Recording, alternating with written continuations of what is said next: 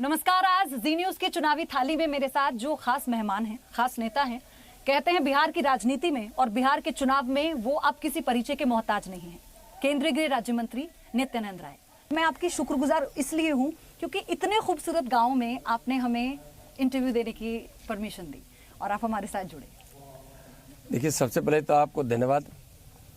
और आज मैं दिन भर जन संवाद किया हूँ और गांव तो सुंदर होता ही है। भारत गांव का देश है, हमारा बिहार गांव का देश है। हम जिस ज़िले से, वैशाली ज़िले से आते हैं और जो हमारा कर्म भूमि है उजियारपुर, वह भी गाँवी क्षेत्र है। यहाँ धानों की बालियाँ, यह जो खुशियाँ देगी, कोई सोने को देखकर भी इतना खुशियाँ नहीं प्राप्त कर सकता है जो यहाँ चमकीले सोने की तरह चमकने वाली धान की बालियों से जो खुशियाँ मिलती है। मैं भी किसान हूँ, मेरे पिताजी भी किसान थे, अभी भी मैं खेती करता हूँ, किसानी करता हूँ। आप किसान हैं, आप खेती बाड़ी करते हैं।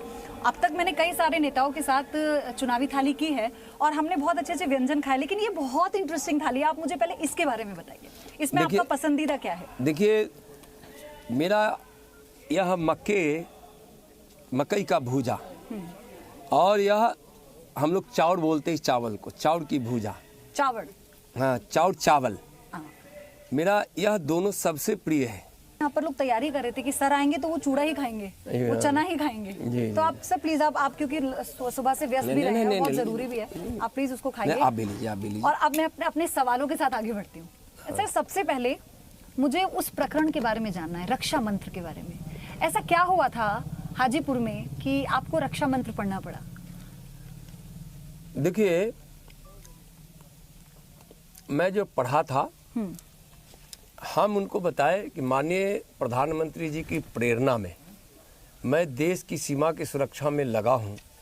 जहां मुझको सानिध्य प्राप्त होता है माननीय गृह मंत्री जी का,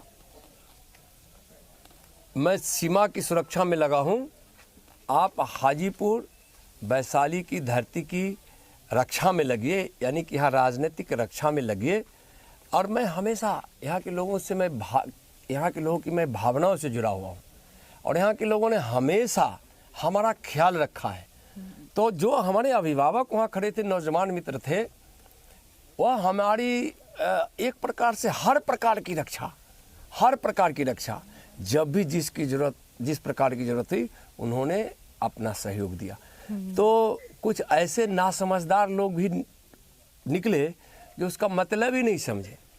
अपने अभिभावक से, अपने जवान मित्रों से देश की सीमा की सुरक्षा में लगा हुआ एक गृह राज्य मंत्री अपनी भूमि पर आकर अपनी इस भूमि की रक्षा का निवेदन करता है कि आप यहाँ जो विजयी हुआ है उस विजयी को निरंतर आगे बढ़ाइए, इस विजय की रक्षा कीजिए। मैं उस विजय की रक्षा की बात कर रहा था।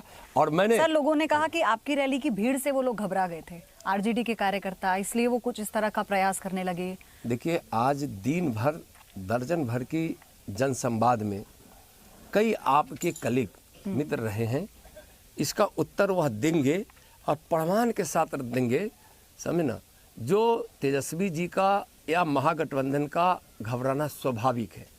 आप यहाँ काफ़ी समय से हैं, मैं थोड़ा विलम्ब से आया हूँ। मैं नहीं कह रहा हूँ, आप खुद यहाँ हैं, आप लोग इतने पारखी हैं कि यहाँ के लोगों के संगत में जो भी घंटा 2 घंटा बिताए हैं, यहाँ की मिट्टी की खुशबू और यहाँ के लोगों के मन में जो स्नेह है मेरे लिए, उससे खुद परिचित हो गए होंगे। महागठबंधन घबराया हुआ है 2/3 बहुमत से बिहार में।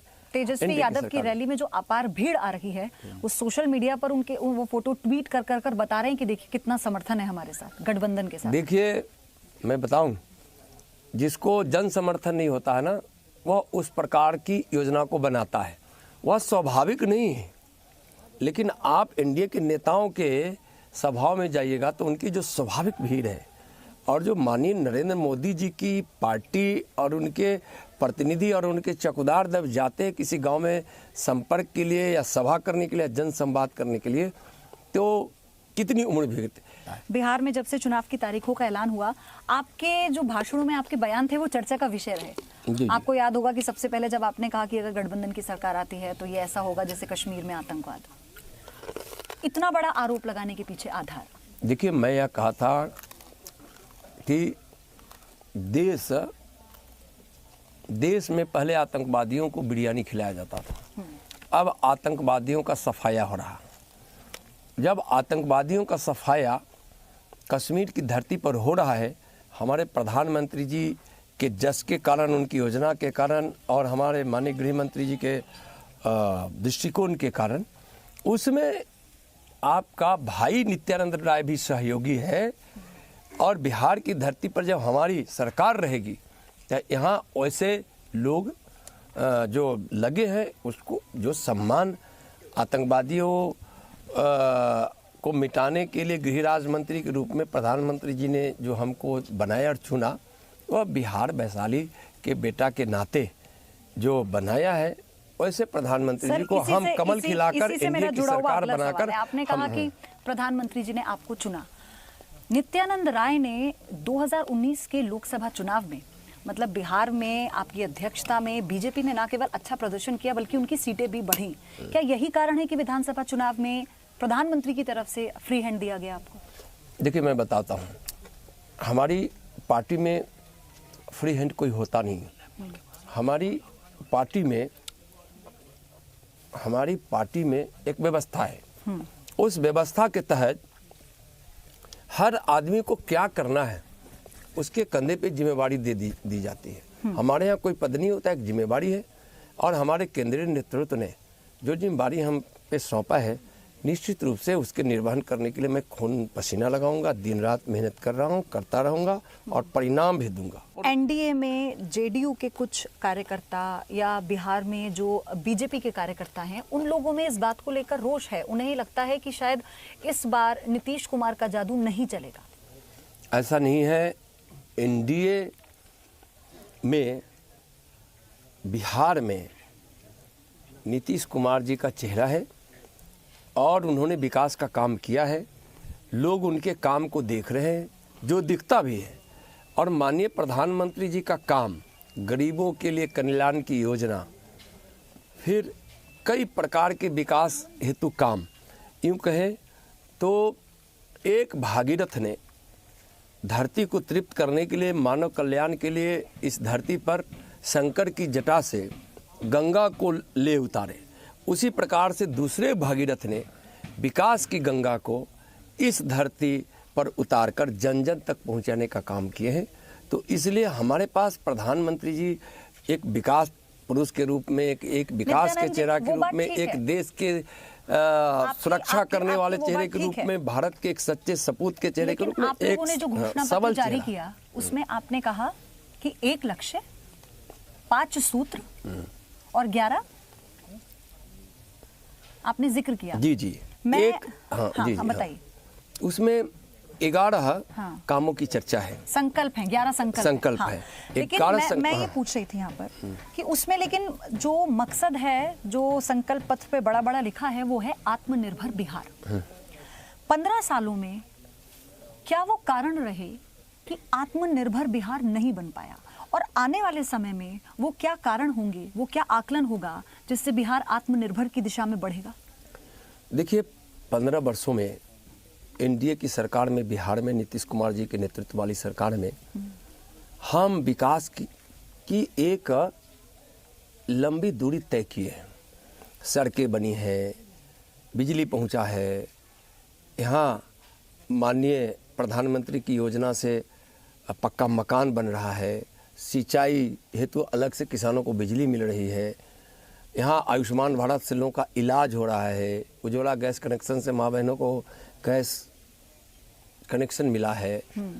तो इस प्रकार, और पीएम किसान सम्मान निधि से प्रत्येक वर्ष किसानों के खाते में 6,000 रुपये जा रहे हैं। तो जो देश स्तर पर जो काम हुआ है, वह काम बिहार में भी हुआ है। और बिहार में नीतीश जी की योजनाओं को और उनके विकास के कामों को जोड़ दीजिए तो केंद्र की सरकार और राज्य की सरकार मिलकर जो काम की है, जो आज़ादी से अब तक कभी नहीं हुआ था, वह इस एनडीए की सरकार में की गई है। सर, इसलिए विकास के काम में अब आत्मनिर्भर दर वाले राज्यों की सूची में बिहार तीसरे नंबर पर है। शिक्षा जो आधार है किसी भी प्रदेश के विकास का, अगर उसका ये हाल है। देखिए, मैं कह रहा हूँ कि पहले की तुलना में कई सभी क्षेत्रों में, शिक्षा के क्षेत्र में, स्वास्थ्य के क्षेत्र में, सड़क, बिजली, हर क्षेत्र में यहाँ विकास हुआ है। आत्मनिर्भर भारत की बात आप कर रही थी।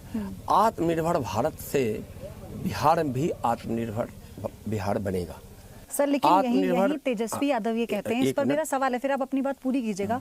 वो ये कह रहे हैं कि पैसा दिया, लेकिन नीतीश कुमार तो राज्य का जो बजट है उसी का पूरा इस्तेमाल नहीं करते। ऐसा नहीं है। उनका बजट कितना होता था? मैं भी विधायक रहा हूँ, 2000 का बजट होता था। आज का बजट तो 2 लाख करोड़ का होता है। यहाँ बिहार का बजट कितना बड़ा बजट हो गया। तो जो बजट बिल्कुल सिमटा हुआ रहता था आरजेडी के शासनकाल में, 15 वर्ष उनके भी शासन को लोगों ने देखा है, और इस 15 वर्षों में बजट का आकार कितना बड़ा हो गया।